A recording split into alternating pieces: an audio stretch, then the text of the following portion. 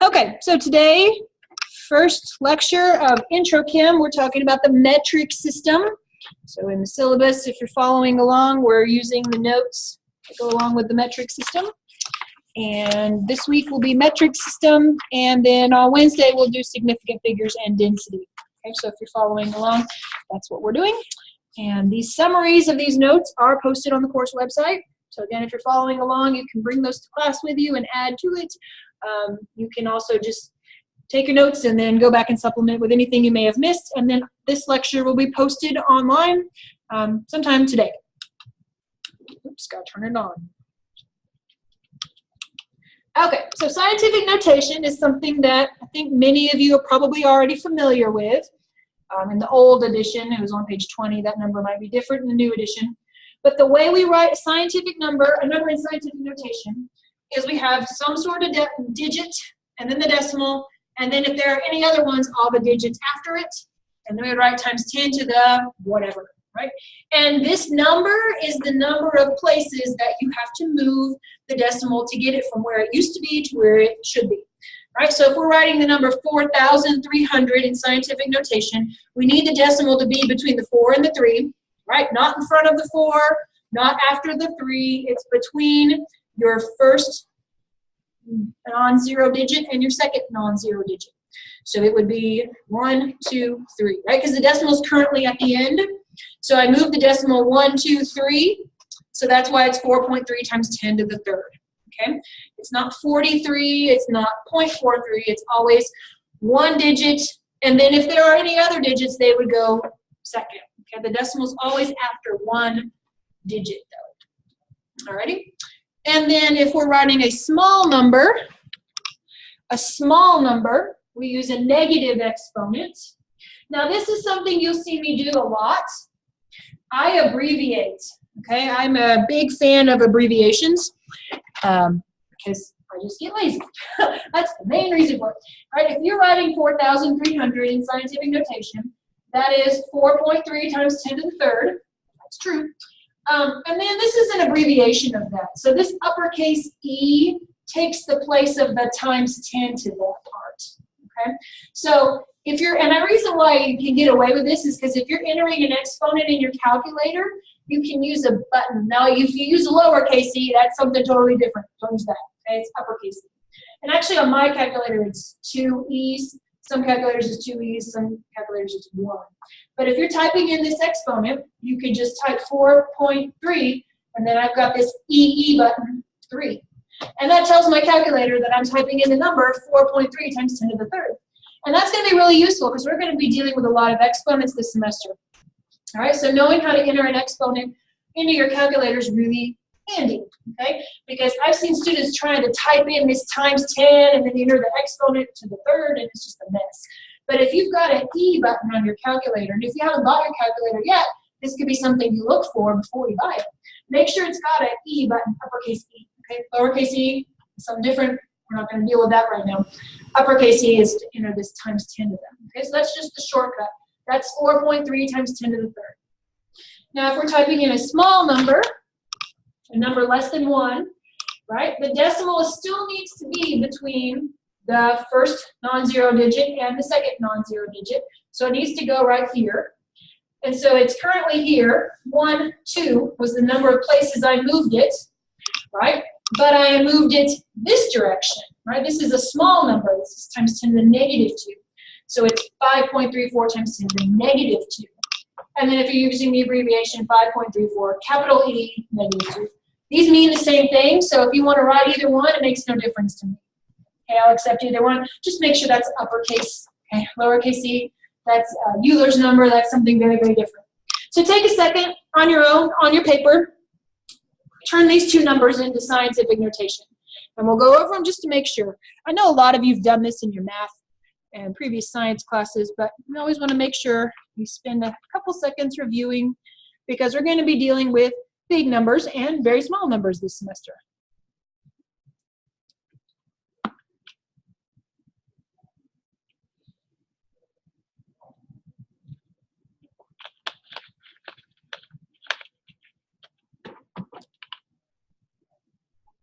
So in the first number, where does the decimal need to go?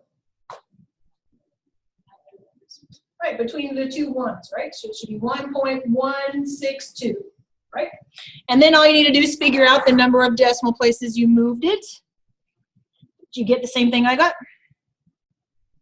And then where does the decimal need to go on the second one? Between the 3 and the 8, right, good job. So we just need to figure out how many places we've moved it. Now this one's a negative exponent, right, because this is a number less than 1.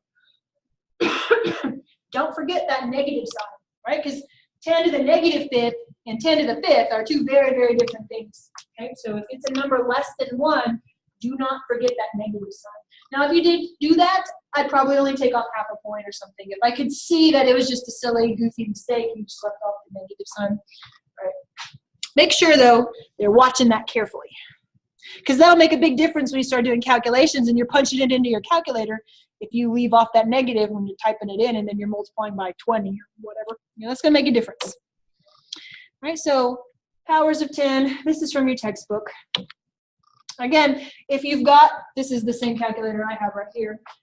This is the button you would hit to enter that exponent. It's a double E on this calculator. On other calculators, it's one single uppercase E. So if you haven't bought your calculator yet, I know they sell this one at the bookstore. I think it's $12.99. But you don't have to get that exact one. That's just a convenient thing to have for entering those exponents. Okay, so we're going to talk about several different units today. Mass, volume, temperature, length, and time, right? So I think these are all things we're familiar with.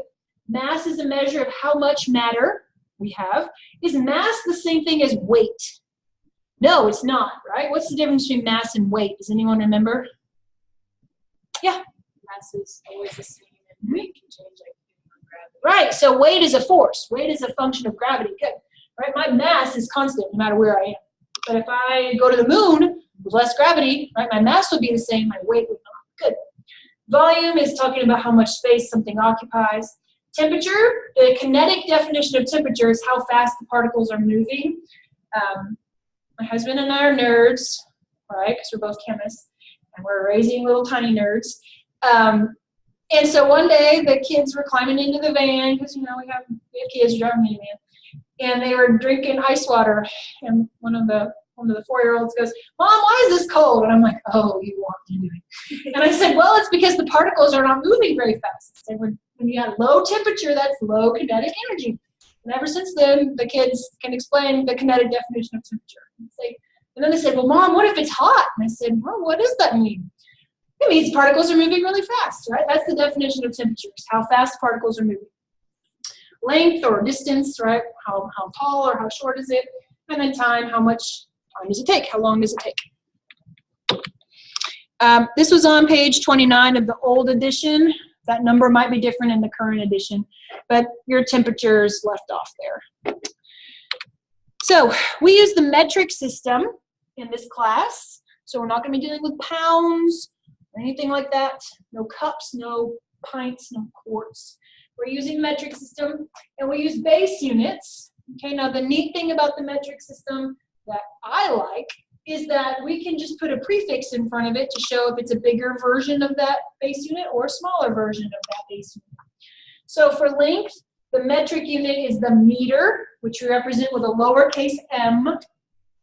The metric unit of time is the second, lowercase s. The metric unit of mass is the gram, lowercase g. The metric unit of volume is the liter. However, we're going to be using milliliters in this class, okay? Because a liter is this, right? I think that's a liter. Yep, that's a liter.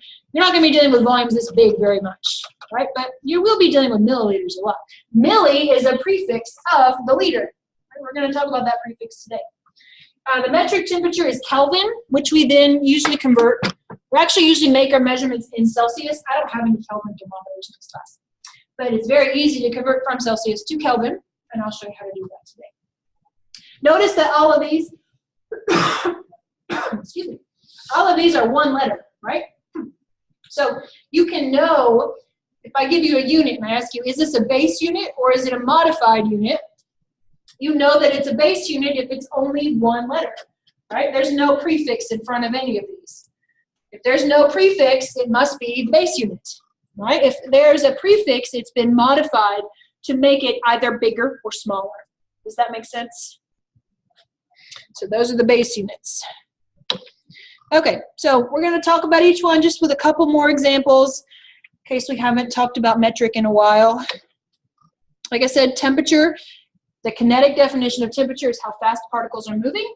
At high temperature, particles move fast. At low temperature, particles move slowly. We use the Kelvin, okay? Notice it's not degrees Kelvin, it's just Kelvin. And then all of my thermometers are degrees Celsius, which we then can convert to Kelvin very easily. And so let's talk about some of the temperature scales. We don't deal with Fahrenheit at all in this class, so just throw that out the window. I know that's kind of a mind blower at the beginning, translating how our brains think about temperature. All right, so Celsius temperature, water freezes at 0 and boils at 100, right, versus 32 and 212, just out the window, okay? 0 and 100. 25 is room temperature. Let's see, in here, what is our temp today? It's a little less than that. I'd guess it's probably about 23 in here right now. What's body temperature? Anyone know approximately? Assuming you're not running a fever. That's in Fahrenheit, yeah. In Celsius, that's about 37 and change, 37, 38, okay? So that's real different, right? If you go to the hospital and you're like, I've got a temperature of 38, they don't think you're dead, right? 38 degrees Fahrenheit, you're toast. 38 degrees Fahrenheit, Celsius, it's about normal body temperature, okay? So you have to rethink things, because just remember, when you hit 100, you're boiling. So if you've got a body temperature of 98 Celsius, you're way toast, literally, right? Because water's boiling at 100 and we are water-based objects. So rescale how you think about things, right? 37 is about body temperature. So that means a hot day is about 37, right? If you say it's 38 degrees outside today, right now you'd be like, oh, it's winter, right? Actually, we think 38 is pretty hot right now compared to how it's been, right? But 38 degrees Celsius, that's a hot day. Because remember, water is boiling at 100. So if you get up to 50 degrees Celsius, you're really sweating. You're in trouble. And Celsius is the lowest possible Celsius temperature you can have is negative 273.15. Okay, you can't have a Celsius temperature lower than that. Why? Well, because the conversion between Kelvin and Celsius, you take Kelvin and you add 273, the difference here, right? 273.15. 0 Kelvin versus 0 Celsius. There's a big difference. 0 Celsius is the freezing point of water. Okay? 0 Kelvin, this is called the absolute zero. Have we heard that word before? Maybe? At absolute zero, particles stop moving. Okay? Because even in the solid phase, particles are vibrating. Right? If we're talking about a chunk of ice, that ice is cold, but those particles still have enough energy to vibrate. Unless we're talking about ice at 0 Kelvin. And even the vibrations stop. I mean, it's hard to imagine no movement. Nothing moving. Okay, that's what happens at 0 Kelvin. That's why it's called absolute zero. And that's why the Kelvin scale is called the absolute scale. Okay, because Kelvin scale is based on molecular motion. Okay, Kelvin scale is based on the motion of atoms and molecules. So when we're talking about 0 Kelvin, right, we're talking about no motion. So we're not at 0 Kelvin in here, right? And we're not going to be at 0 Kelvin in here. We don't have the tools to get to 0 Kelvin. So just some reference points here, right? This is Fahrenheit, I don't care. This is what we're going to be dealing with. And so this is what you need to know. You need to know this one. To convert Celsius to Kelvin, or Kelvin to Celsius, right? Kelvin is equal to Celsius plus 273.15. And if you're going the other direction, you would just subtract. Now these two are just for your own benefit, right? I'm not going to ask you to convert Fahrenheit to Celsius on a test. It's not something I'm going to ask you to do for an exam. But just so you know, you're basically doubling it and adding 32. Right? 1.8 is pretty close to 2. But you're not quite there yet. This is the one you need to know, so it's got a box around it. Okay? That's the only one you need to memorize. So take Kelvin. To get Kelvin, you just take your Celsius and add 273.15. So we'll make all our measurements in lab using Celsius thermometers, and if we need it to be in Kelvin for some sort of calculation, just take your number and add 273, and you're good. All right, so let's do this one together. Convert 83 degrees Celsius to Kelvin. So am I adding or subtracting 273? Adding, right. And what would that be in Fahrenheit? 83 degrees Celsius. Is that hot or cold? If the temperature outside is 83 degrees Celsius, is that hot or cold? That's really hot, right? 181 degrees Fahrenheit, really, really hot. I hope that it's not 181 degrees outside. All right, so I would not make you do the Fahrenheit calculation on test. This one is fair game, okay?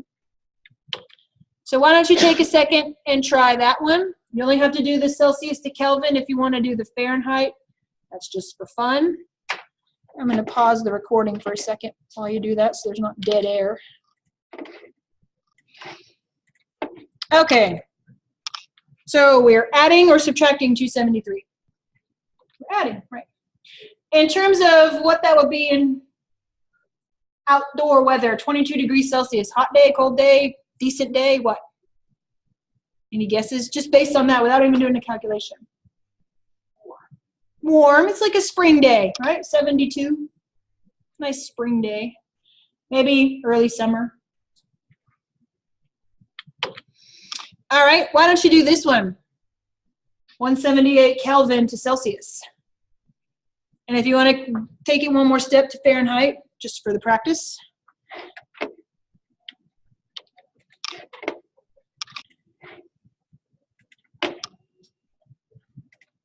All right, adding or subtracting? This time we're subtracting, right? To go from Kelvin to Celsius, we subtract.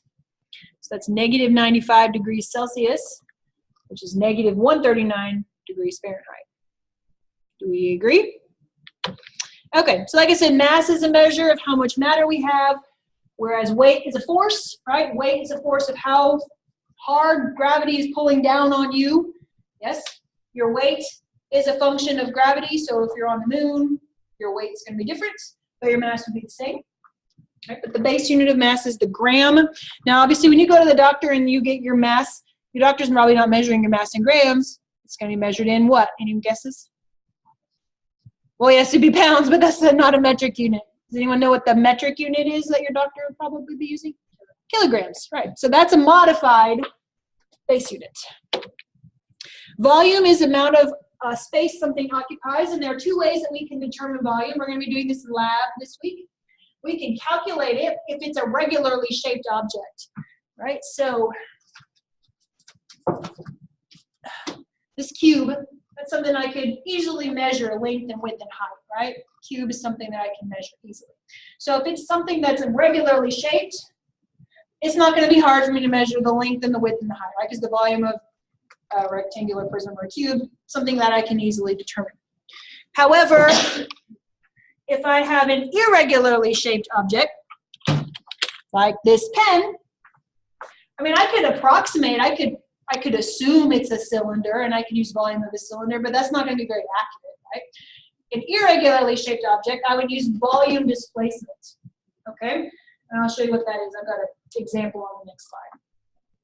The metric unit is the liter. Obviously, we're not going to be dealing with liters a whole lot in this class because liters are pretty decent quantity, right? That's a lot. We will be dealing with a milliliter. Again, that's a modification of the base unit. Just so you know, centimeters cubed and milliliters are the same thing. I'll show you how that works out on Wednesday. When we do some density calculations, you'll see that a cubic centimeter and a milliliter are the same thing. If you ever been to a hospital, even been to the doctor, they might say, oh, we're going to give you 100 cc's of blah, blah, blah in your IV. Right? cc stands for cubic centimeter, which is the same thing as a milliliter. All right, so here's how we would calculate volume. If it's a regularly shaped object, a cylinder or a rectangular prism, whatever, you can look up the volume of a cylinder, right? Volume of a sphere, right? So if it's a cube, length times width times height, we just measure it, boom, boom, boom, 8 centimeters cubed, right? Length times width times height. And again, Centimeters cubed is the same thing as a milliliter, right? That's the same thing as a milliliter. So you could say that volume is 8 centimeters cubed. You could also say that that volume is 8 milliliters, because a centimeter cubed and a milliliter are the same thing. Now, if it's an irregularly shaped object like this rock, right, volume displacement works by this. You just pick an arbitrary volume, whatever volume you want. This person started at 200. They just arbitrarily chose that. Then you put your object in and you see how much it goes up by. And the difference between them is the volume of the object. Okay? So it was at 200 originally. It went up to 260. So that means that the volume of this rock is 60. Okay? When you go to your four-year school, you can participate in research studies. A lot of times you pay to do it. And I remember when we were in graduate school, my husband participated in some sort of study, and I can't remember what it was about, but they had to know his volume, and he didn't know it accurately. Person is a irregularly shaped object. And he actually jumped into basically a giant graduated cylinder, and he got his volume by displacement, right? That's how you would get your volume. So, just a reminder, 1 milliliter, 1 cubic centimeter, 1 cc, those are all the same. All right, so to get this object's volume, now we haven't talked about significant figures yet. We're doing that on Wednesday. Significant figures are the rules that govern rounding and how much rounding we're allowed to do. So we haven't talked about that yet, but if I just asked you, how would I do this? Would I need to use volume displacement for this? No, right, because this is a regular object. So what would I do? Just multiply them, right? Would I need to use volume displacement for a toy dinosaur, though? Yes. Right. So we're going to be comparing these two methods in our next lab on Friday. You'll calculate it, and then you'll use volume displacement. See if you get the same number. So we're going to be comparing these two methods. That's one of the things we'll be doing in lab. Now, when we convert metric to customary, like I said, this is not something that we do in this class, but just so you have a frame of reference, right? You see fluid ounces a lot, right? That's something that we see a lot. You need to drink X number of ounces a day, right? Just so you know, a fluid ounce is about 29 milliliters. That gives you an idea. I'm not going to make you memorize that, but just so you have a frame of reference, right? How many milliliters in a fluid ounce? It's about 29 mils. That's not something I will make you do, though, because we don't deal with customary system. Okay, so we're going to talk about some conversion factors to convert from one unit to another. Right? If I said, okay, a dozen equals 12, right? You can express that ratio as 12 to 1 or 1 to 12, right? Depending on which way you need it to go. So when we set up conversion factors, you set it up so that the unit that you have is on the bottom and the unit that you are converting to is on the top. And then you multiply straight across and divide up. Okay? That's the way we set up a conversion factor. We're going to be dealing with conversion factors a lot. So you set it up so that the unit you currently have is on the bottom, the unit you want is on the top, multiply straight across and divide out. That way the unit that you have gets canceled out, and you're left with the unit that you want. Okay? So if I'm converting, for instance, dozen to eggs, 21.6 dozen times 12 eggs per dozen, right? Why is dozen on the bottom? Because that's the one I was trying to get rid of, and eggs was the unit I wanted to keep. So I multiply straight across and divide up, and it gives me the number of eggs. Now we're going to do this in our metric conversions too. Now, many of you, maybe you're able to do this in your head, and that's great. Okay, but I'm going to show you the conversion factor just in case you need to write it down at first, because sometimes, you know, just the act of writing it down gets everything organized, and then it's not so wonky. Okay, so we're going to set up a conversion factor. So here are the metric prefixes and what they mean, and this is something you need to know. So in your notes, write a big star, you know, learn, okay?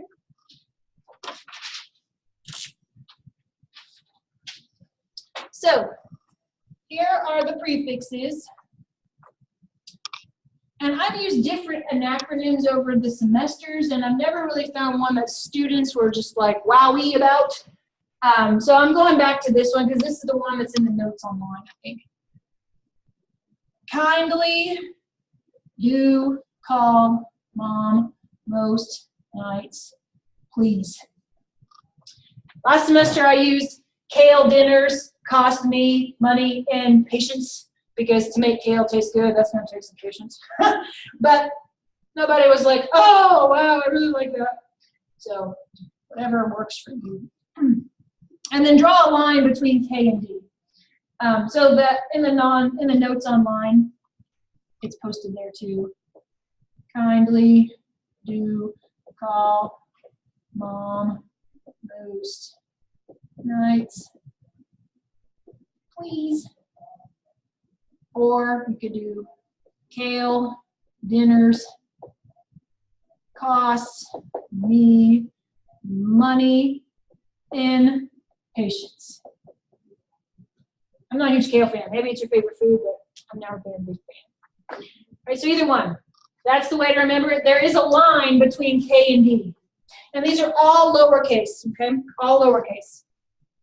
Now, there are other prefixes other than these, but these are the only ones that I'm requiring you to commit to memory, okay? So K stands for kilo, okay? D stands for deci. C stands for centi. M stands for milli. Other M stands for micro. N stands for nano. And P stands for pico. Okay? Now the only thing you need to remember is that micro, right, there are two M's here. But the symbol that we use for micro is actually the Greek letter mu. That is the Greek letter mu, lowercase mu. Uppercase mu just looks like a capital letter. This is lowercase mu, right? Because you can't have two prefixes with the same symbol. So the symbol is mu for micro. Okay? Now this line right here, this stands for base. So when you're on base, there is no prefix. Right? So that means this is where meters, seconds, liters, grams, what am I leaving out? Etc. would be, okay? Oh, Kelvin, that's what I'm leaving out. All right, so when you're on base, that line stands for base. And the number associated with base is 1. The number associated with base is 1. So now we need to know what numbers are associated with each one of these. So make yourself a string of 10s. So give everybody a 10, because these are all powers of 10. Okay?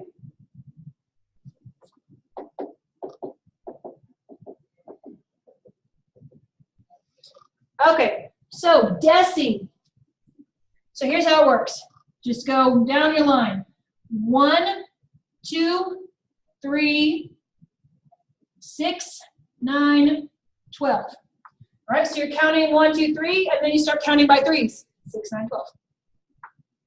The number associated with kilo is 10 to the negative third. Now there are a whole bunch of other prefixes, right? There are a whole bunch of other prefixes. There's giga, mega, and tera, all those other ones. Those are all big. We're not going to be dealing with a teragram in this class. That's just insane. There are also smaller ones like deca and hexa and hecta, a whole bunch of other ones. We're not going to deal with those either. These are the ones that you're going to encounter in this class. Okay? So how to interpret this? Let's use the word, let's use meters. Okay, so let's pretend 1 meter, right, because meter is base, is equal to, say, 10 to the third millimeters. Does that make sense? This is base, and then this is modified. Right? Now 10 to the third is the same thing as 1,000. So 1 meter would be 10 to the 6th micrometers, or a million.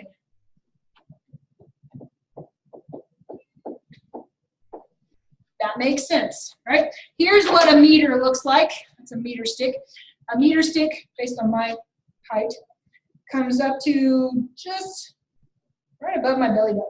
That's about a meter. So this room is a little over 2 meters tall, right?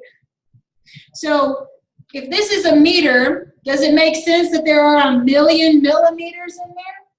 Yeah, because a milli is very small. I mean, a micro, excuse me, micro. Micros are very small, right? Micrometer is the unit that you use to measure, like, width of a hair. Very small, okay? So let's do some practice. Let's do some practice. I'm going to shift this over. I just stay right here when I'm recording because then the camera catches it. So if I'm not recording, I can write wherever I want. But when I am recording, I need to keep it within basically this box so that the camera captures it. All right, so let's just redraw it here. And that's technically that. And that's 10 to the 3.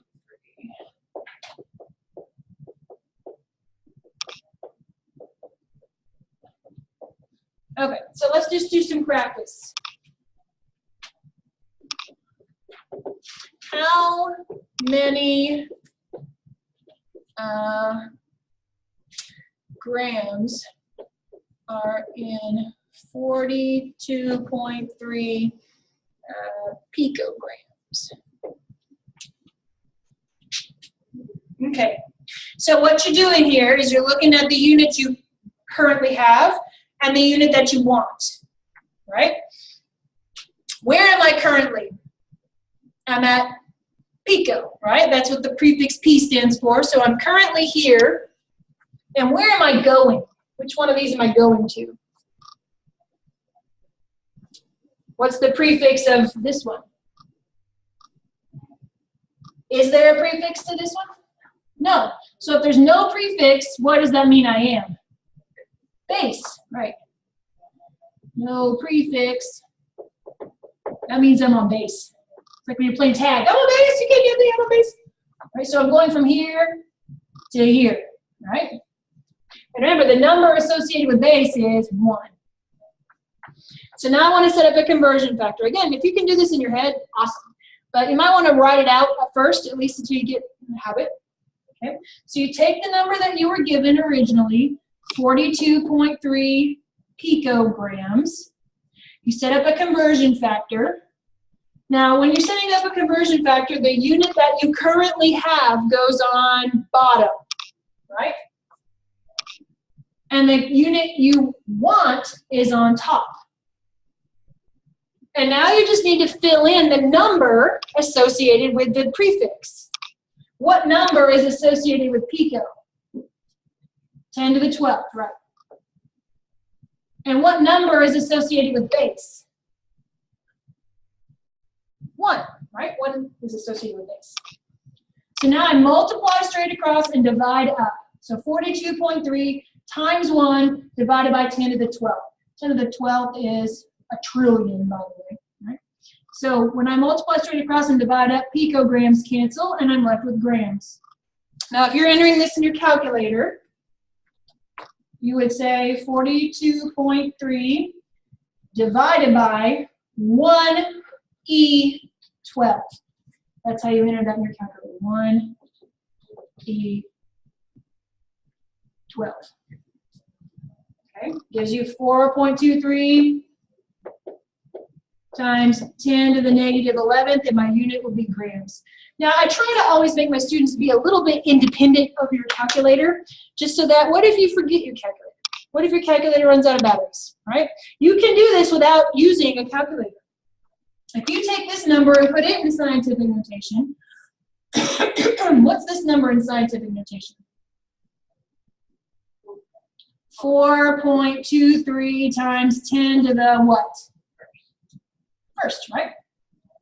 When you divide exponents, what do? Do you remember from like math class? When you divide exponents, you subtract them, right? So your answer would be 4.23 times 1, and then your exponent would be times 10 to the, what's 1 minus 12? Negative 11. Okay, so if both of your numbers are written in scientific notation, because this is just 1 times 10 to the 12, right? If you are dividing exponents, you just subtract them. So I try to make it be a little bit independent of your calculator, just in case. What if you forget it? What if its batteries die? What if, right? You can do this without using the calculator. So I'm going to put a couple up here for you to try. I'll pause the video, and we'll basically have enough time to go over those last couple ones, and I'll be done for today. Sound good?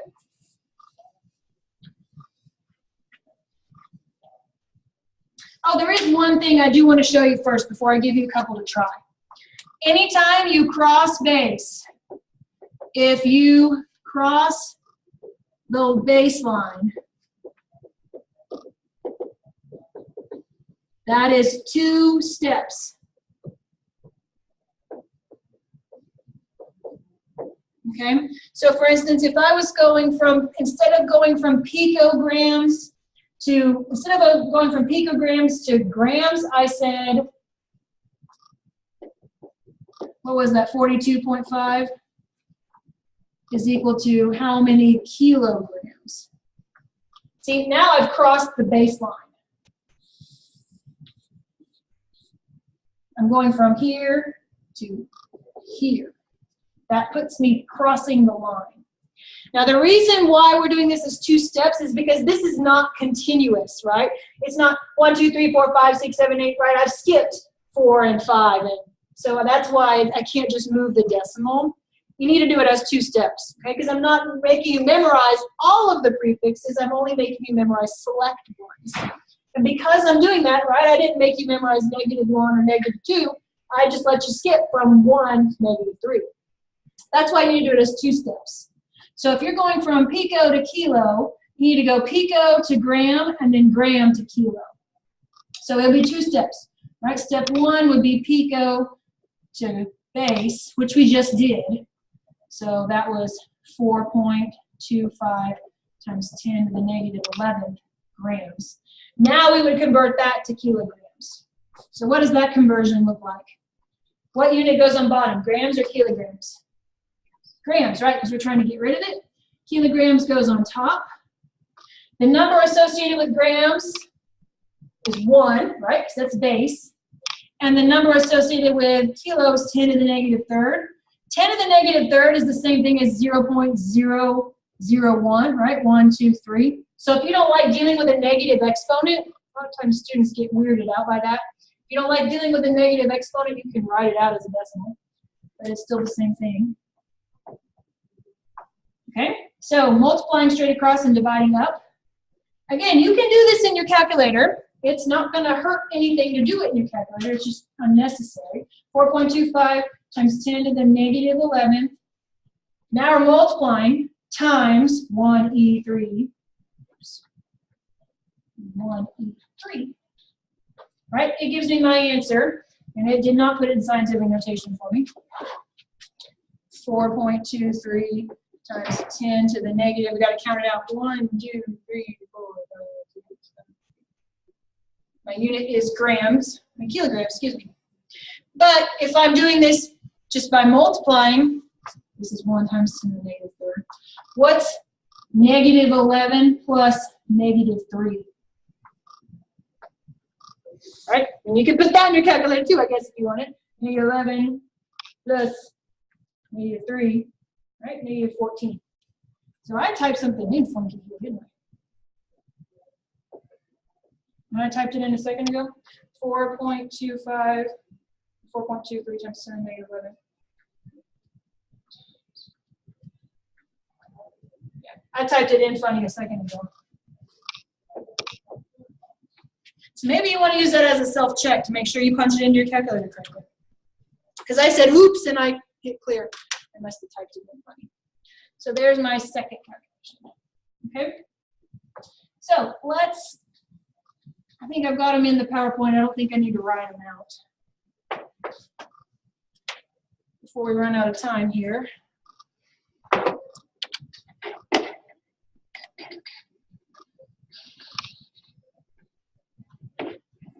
There we go. That's a good one to do.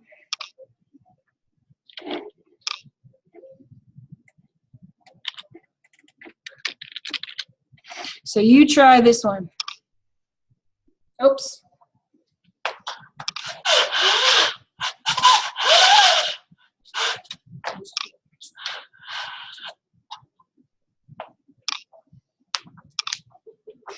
Pause the video.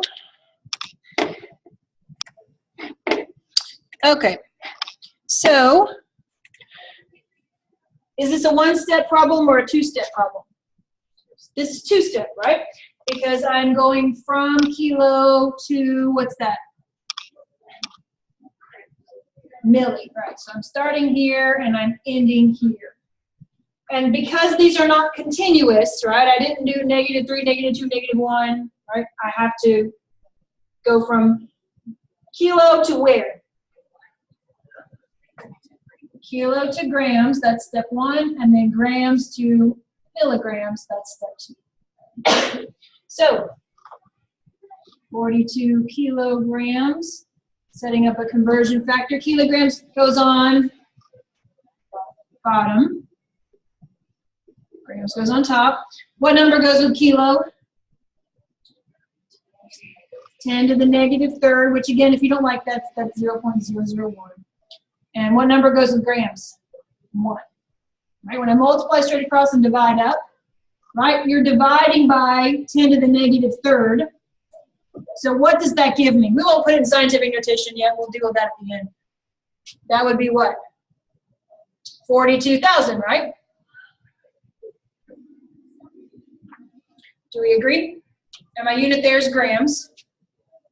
So there's step 1.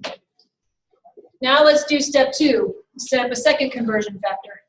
What's going on the bottom this time? Grams goes on bottom and milligrams goes on top. What number goes with grams? 1. What number goes with milli?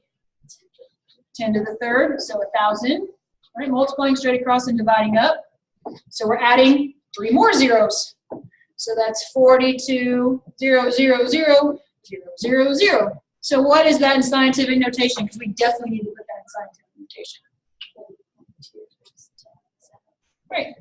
Decimal places here. 1, 2, 3, 4, 5, 6, 7. And my unit, can't forget units, milligrams. So if this is something that you're feeling a little stressed about, right, try the practice problems that I suggested in the syllabus. Try the ones I've posted online. You can also come talk to me in office hours. I'll be here tomorrow morning. I'll be here Wednesday morning. I'll be here every morning. Otherwise, I will see you on Wednesday. Have a good rest of your first day back.